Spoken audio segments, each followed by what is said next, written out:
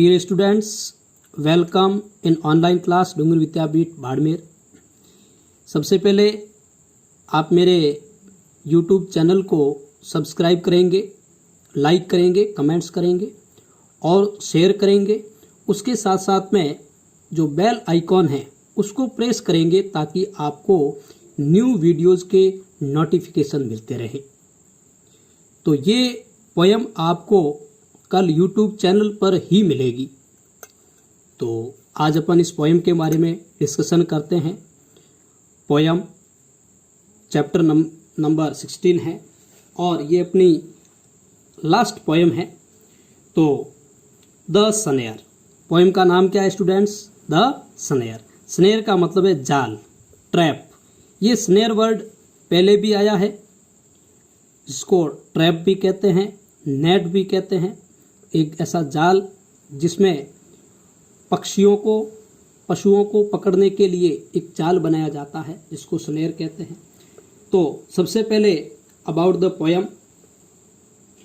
कविता जाल में फंसे हुए किसी खरगोश की दर्द भरी चीख का वर्णन करती है। कवि जाल में फंसे हुए खरगोश की दर्द भरी आवाज, चीख को पहचान सकता है। कवि अत्यंत संवेदनापूर्ण व प्रभावी ढंग से स्थिति का वर्णन करता है।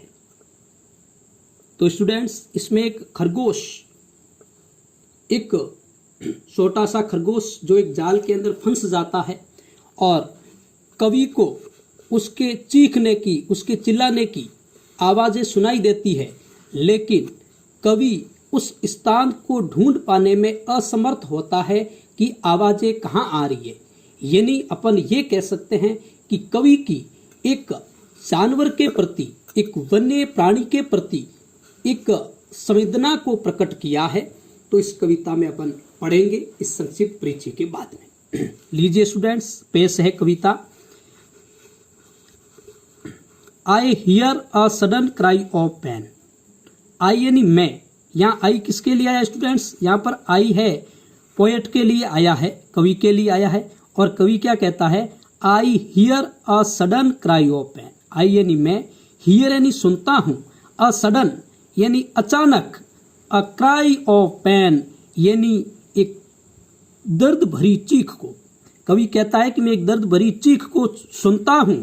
There is a rabbit in a snare. और जाल में एक खरगोश फंसा हुआ है।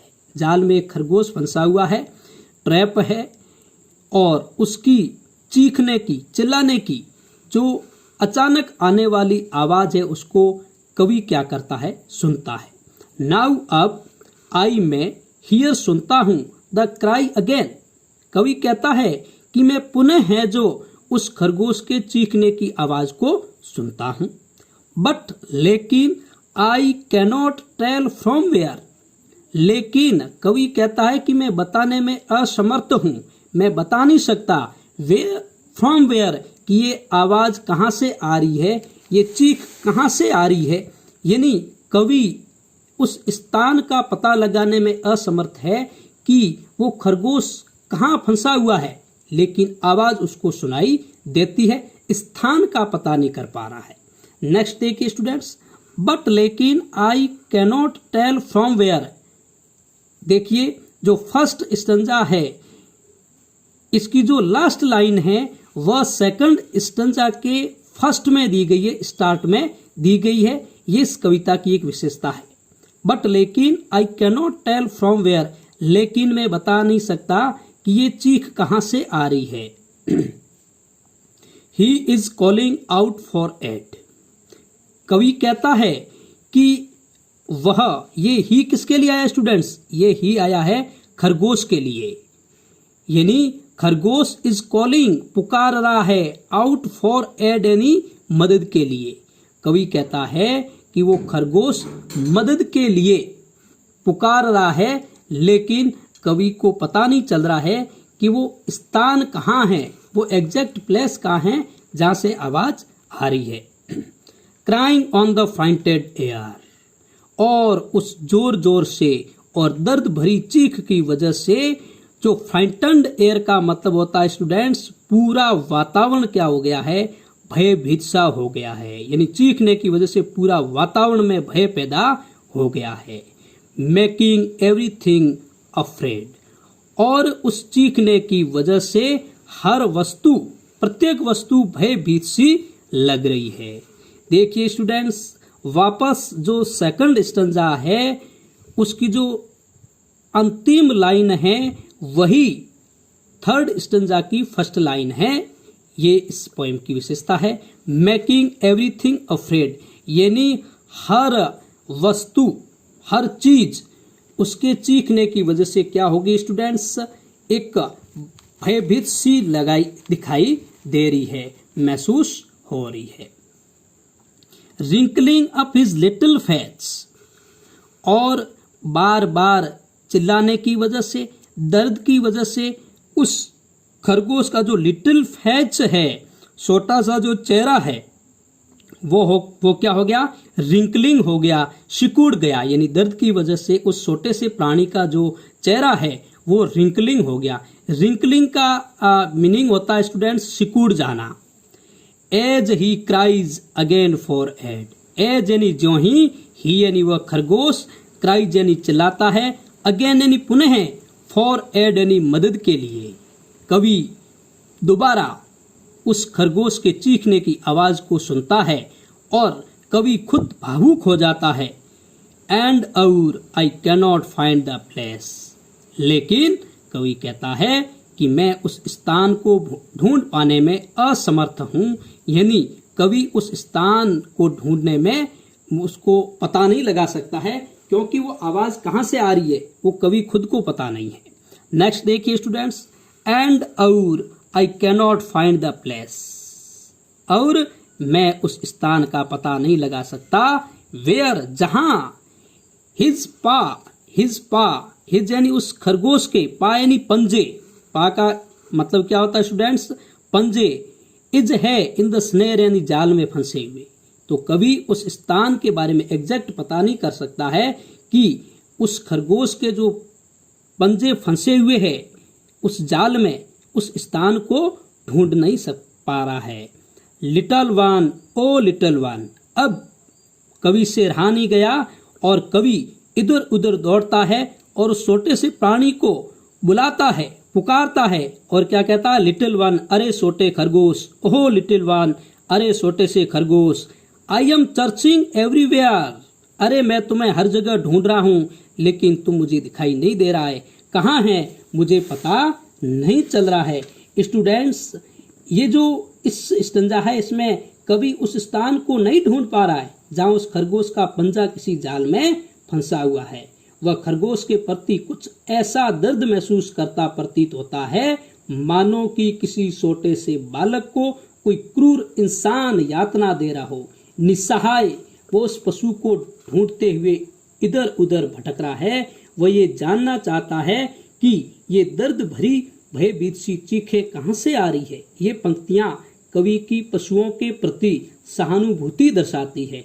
जाल में फंसे हुए खरगोश को आजाद करवाने की कवि की भावना को पंक्तियां स्पष्ट करती है। लोगों को वन्य जीवों को सुरक्षित रखने की प्रेरणा देने के लिए ये कविता एक श्रेष्ठ उदाहरण है। नेक्स्ट देखिए students, about the poem. About the poem के बारे में अपन पढ़ेंगे स्टूडेंट्स। तो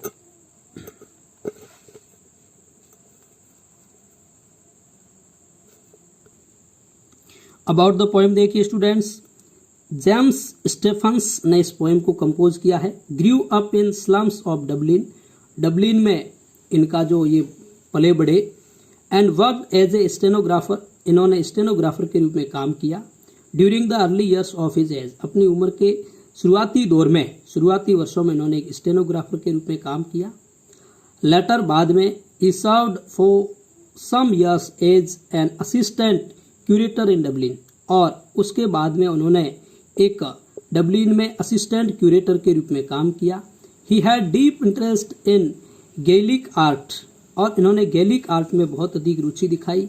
लीजेंड्स में और लिटरेचर, साहित्य में, कल्चर यानी संस्कृति में। द पोयम, ये कविता डेपिक्ट्स, वर्णन करती है, रेबिट यानी खरगोश का, इन ए स्नेयर, जो जाल में फंसा हुआ है, क्राइंग आउट ऑफ पेन, जो दर्द की वजह से चिल्ला रहा है। द पोएट कैन रिकॉग्नाइज, कवि पहचान सकता है। द वॉइस, आवाज ऑफ द रैबिट, यानी रैबिट की, विद हिज पा, जहाँ उसके पंजे, इनटू द स्नेर, इन जाल में फंसे हुए। यानी कहने का मतलब कवि उसकी आवाज तो पहचान सकता है। द पोएट डेपिक्ट्स, कवि वर्णन करता है। द सिचुएशन, स्थिति, विद इफेक्टिव इमेजिंग, जहाँ प्रभावशाली इन्होंने चित्रण किया है। एंड सिंपैथेटिक एटीट्यूड, जहाँ कवि का एक सहानुभूति पूर्वक दृष्टिकोण है।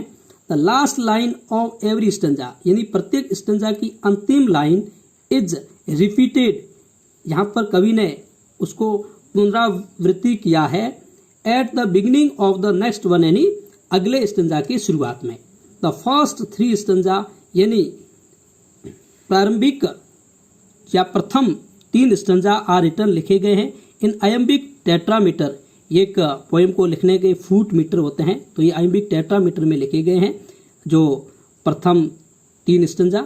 With stress at the end, और अंतिम जो लाइन है वहां पर एक स्ट्रेस दिया जाता है, बल दिया जाता है। बट लेकिन this does not happen in the last stanza, लेकिन ये अंतिम स्टंजा में ऐसा नहीं होता है। तो स्टूडेंट्स, इस पोएम को आप अच्छे से 3-4 बार रिवाइज करेंगे और तो आपको ये पोएम पूरी याद हो जाएगी। Thank you, God bless you.